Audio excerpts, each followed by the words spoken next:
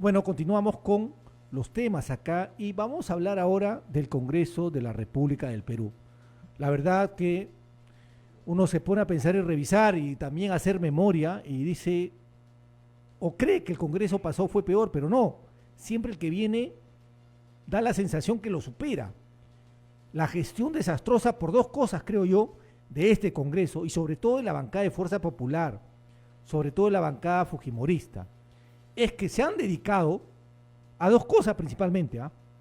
Quiero señalar, hay más, pero estas dos cosas sobresale de todo. A, estar en el Congreso para defender intereses de la empresa privada, ojo, de privados, de empresarios privados, o también estar en el Congreso para defender las tropelías, la mala gestión, la presunta corrupción de funcionarios del Ejecutivo y de otras instituciones. Entonces, en estos dos temas, sobre todo Fuerza Popular, los congresistas fujimoristas sobresalen para defender intereses de empresas privadas y para defender presunta corrupción de funcionarios que son cuestionados en el aparato ejecutivo. Yo tengo esa sensación y yo creo que también la gente la tiene igual, por eso es que el porcentaje de aceptación del Congreso de la República está por los suelos. Entonces, ¿qué va a pasar en unas próximas elecciones? La gente, se puede decir que ya con la experiencia y con lo que está viendo, ¿va a tener un voto más consciente o no? Eso sería para un optimista. El que es optimista puede creer en eso, puede creer en la bondad de la gente, puede pensar que hay gente que se va a recuperar de ser unos individuos infelices, abyectos. Hay gente que es irrecuperable, eso debe entender la gente. Y realmente tú le sumas el mal a la estupidez y sale lo que aparece aquí en cada periodo. Realmente que el único camino de perfeccionamiento que han hallado los congresistas peruanos es un perfeccionamiento de la estupidez y de la maldad que les cubre a casi todos. Porque lo que tú dices, representan intereses de privados. Un congresista representa a la nación, no representa a sus inversionistas, a sus pero como son una banda de cualquier cosa, creen que están supeditados a quienes les han pagado las campañas porque no tienen ningún otro mérito personal para asumir ningún cargo de representación y ningún cargo de responsabilidad y tal. Claro, pero ya hay extremos, ¿no? Hay cosas que tú dices, no, no puede pasar, esto ya es exagerado. Nunca Voy a digas poner un eso. ejemplo. Siempre puede ser peor. Voy a poner un ejemplo que ha pasado el día de ayer en el Congreso de la República, durante este debate para la censura de la ministra de Cultura, Leslie Urteaga Peña.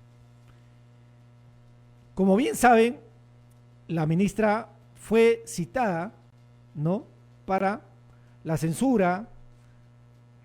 Se le estuvo cuestionando por muchas cosas, pero uno de los temas principales que el día de ayer se repitió y fue repetido por otra bancada, pero no por Fuerza Popular, fue una gestión lamentable que tiene, fue el tema de la contratación de la empresa Joinas de Credicor. Y ahí me detengo un momento. Credicor. Claro, uno dice, 1 más 1 es 2. Recordemos que hizo Credicor. Financió la campaña, ¿no?, de Keiko Fujimori. Recordemos del BCP, recordemos el dinero que le dio y todo eso. Entonces, uno va sumando las situaciones anteriores. Pero si los congresistas en realidad están para realizar el control político, que deberían hacerlo, y no lo hacen muchos de ellos, porque teniendo en cuenta dos cosas importantes del caso Joinas. Lo primero es, Contraloría, mediante un informe, señaló la existencia de presuntas irregularidades en esta contratación.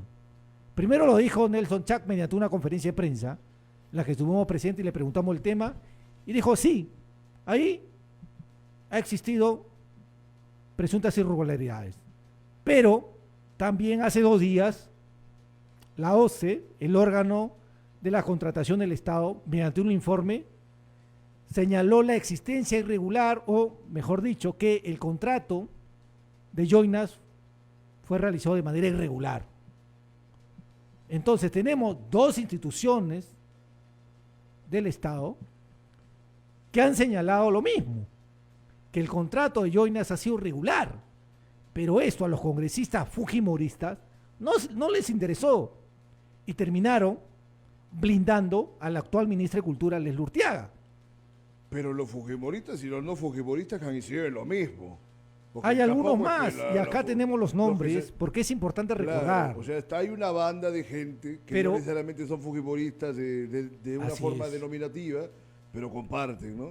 Pero la bancada de Fuerza Popular, todos ellos, la blindaron. APP, por ejemplo, ¿qué tal? ¿Cómo fue que está su En APP ¿Partido? fueron 2 participantes, Dos no, nada no más. toda la bancada. Por eso te digo, la bancada de Fuerza Popular la blindó, ¿no? Y entre los nombres que tiene la bancada de Fuerza Popular, vamos a recordar quiénes blindaron, ¿no? Y quienes siguen permitiendo la presunta corrupción de Leslie Urteaga en la cartera de Cultura. ¿Quiénes son estos congresistas? Son Alejandro Aguinaga, Arturo Alegría, Rosángela Barbarán, Ernesto Bustamante, Enrique Castillo, Víctor Flores Ruiz, David Jiménez Heredia o Julio Jiménez, Juan Carlos Lizarzaburu, Jorge Alberto Morante Figari, Marta Moyano Delgado, Vivian Olivo Martínez, Tania Ramírez García, Magali Santisteban y Héctor Ventura.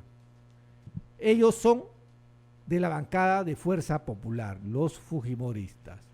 Ahora, ¿quiénes votaron también para blindar a la ministra de Cultura de la bancada de Alianza para el Progreso? Pues fueron 2 congresistas que es Nelson Heidinger Ballesteros y Cheryl Tigroso Reate.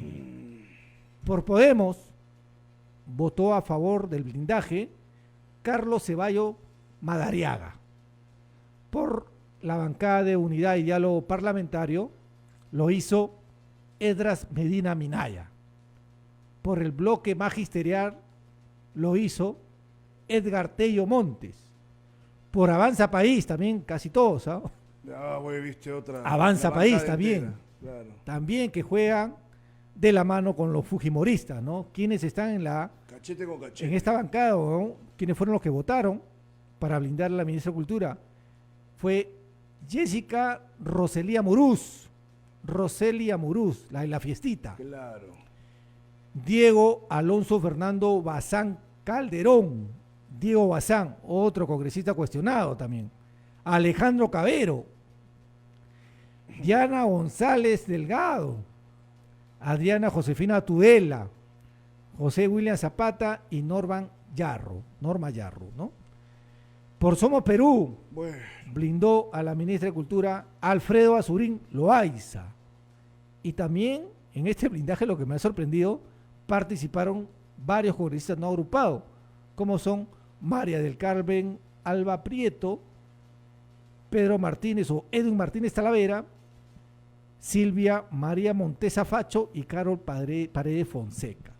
Entonces, Percy, ¿en qué va a terminar en realidad el Congreso de la República de acá a 2 años más? Y ya a mitad de gestión vemos todo esto. disfrutando plenamente de su abyección y para que la gente se entere que esto es lo que hace el ejercicio del poder cuando no hay marcos de contención de una inteligencia pensante, hablo de los intelectuales, ¿no? Y por cuenta de la propia población también una masa que tenga un razonamiento, que no vaya a votar solamente por no pagar las multas electorales. Porque yo entiendo y veo, mira, casi podría especular que la gente va a votar por no pagar la multa y por eso que toman un montón de decisiones suicidas que no hacen ninguna reflexión sobre a quién diablos le están dando sus votos. O sea, la gente lo es consciente, que el único momento en que ejercen poder en el curso de 5 años es el periodo de las elecciones. Luego, la ciudadanía prácticamente no significa nada para esta democracia completamente endeble y solamente de apariencias. Entonces, ¿qué va a pasar con esta gente? Que van a seguir cubriendo corruptos y haciendo desfalco tras desfalco. Y ojo, el Ministerio de Cultura, que tiene una gran importancia en la cultura, en el aparato estatal es la última rueda del coche. O sea, no es ni siquiera una llanta de repuesto, no es nada, es una cosa minúscula. Y este caso de Jonas, que es muy grave, que atenta contra un monumento muy importante como es Machu Picchu, en términos de dinero es nada. Si yo me digo, ¿qué pasa con los ministerios grandes, donde realmente se mueven millones y las papas queman, ¿no? O sea, el Ministerio del Interior, el Ministerio de Economía, ¿quién se puede meter a ver ahí nada? O sea, si esto pasa en el vínculo, que es nada, ¿qué pasa en el resto del aparato público? ¿Te das cuenta? Porque por el sencillo que ha sacado Credit Corp con el tema de hoy, no va a ser que le está dando a toda esta banda de congresistas.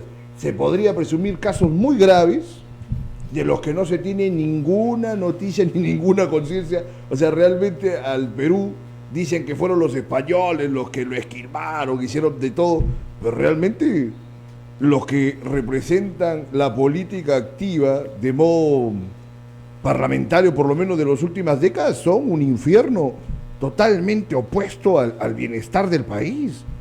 ¿Cómo la gente lo tomará? ¿Abrirá los ojos? Realmente es una labor de quienes se preocupen en llegar a la conciencia de la gente, ¿no? Realmente es una situación insalvable.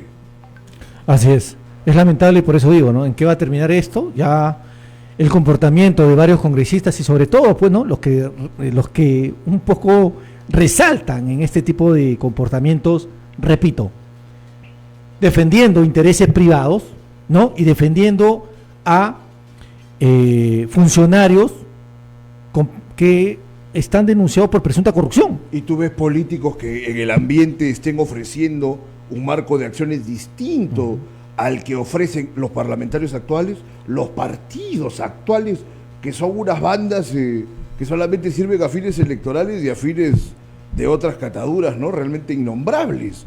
O sea, no se ve ninguna preocupación por la gente. Y la gente tampoco se preocupa, veo yo, por propiciar el surgimiento de líderes diferentes, distintos, desde sus propias colectividades, ¿no? Así como hay gente que piden que se cierre el Ministerio de Cultura, yo creo que al final hay también un gran grupo de gente que pide que se cierre el Congreso, ¿no? Bueno, tú sabes la tentación que hay o la tendencia de la gente por las autocracias. Y no es gratuito, ¿no? Esto es el comportamiento permanente y muy mal de todo o de la gran mayoría de congresistas, ¿no? Porque parece que no hay ninguno que se salve, pero por ahí algunos, por lo menos, tienen algunos gestos en bien de la sociedad o de la población, pero la gran mayoría son aparentemente unos mercenarios. Estaría ahí uno peor que Abraham en Sodoma, ¿no? Clamando a Dios por si encuentra algunos hombres de bien en esa ciudad. Sí.